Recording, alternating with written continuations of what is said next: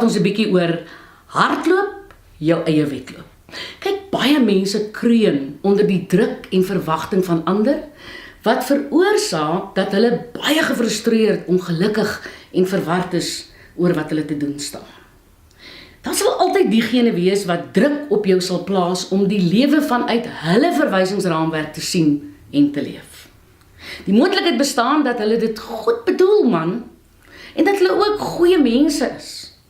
Maar jy mag nie toelaat dat ander jou manipuleer en gebruik nie. Dit is niemand se reg nie.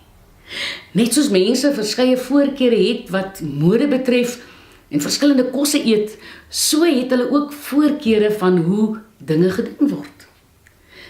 Jy sal nooit almal gelukkig kan maak nie. Daar gaan tye wees wat mense met jou gaan verskil en glad nie met jou saamstem nie. En weet jy wat? Dit is regtig oukei. Ons is almal gelyk in waarde, maar verskillend in optrede.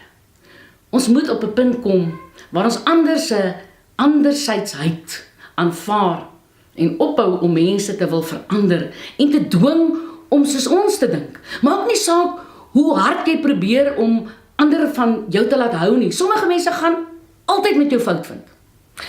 Jy is nie geroep om almal gelukkig te maak nie, man. Jy is ook nie verantwoordelik vir die geluk van ander mense nie. Jy is verantwoordelik vir jou eie geluk. En indien mense jou beheer, is dit nie hulle skuld nie. Dit is joune.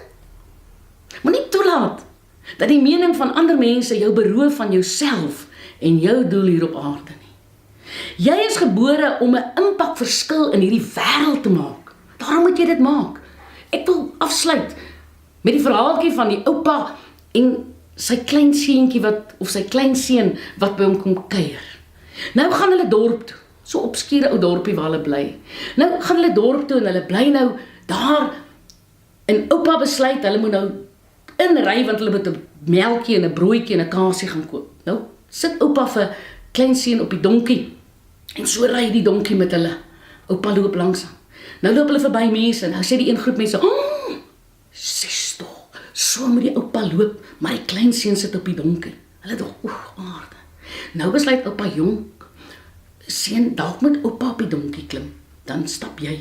Nou doen hulle dit. Hulle loop wraggies weer by 'n groep mense verby en weer sê die mense dieselfde. "Oh, die arme oupa. Op die donkie en die seentjie moet loop." Hulle besluit toe nou maar later nie, nou klim hulle sommer albei op die donkie.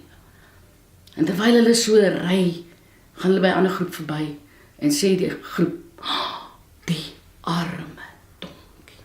Sien jy?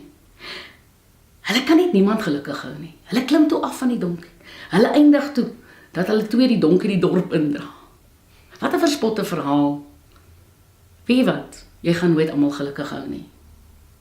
Solank jou hart voor God rein is, hou jy aan, doen wat reg is.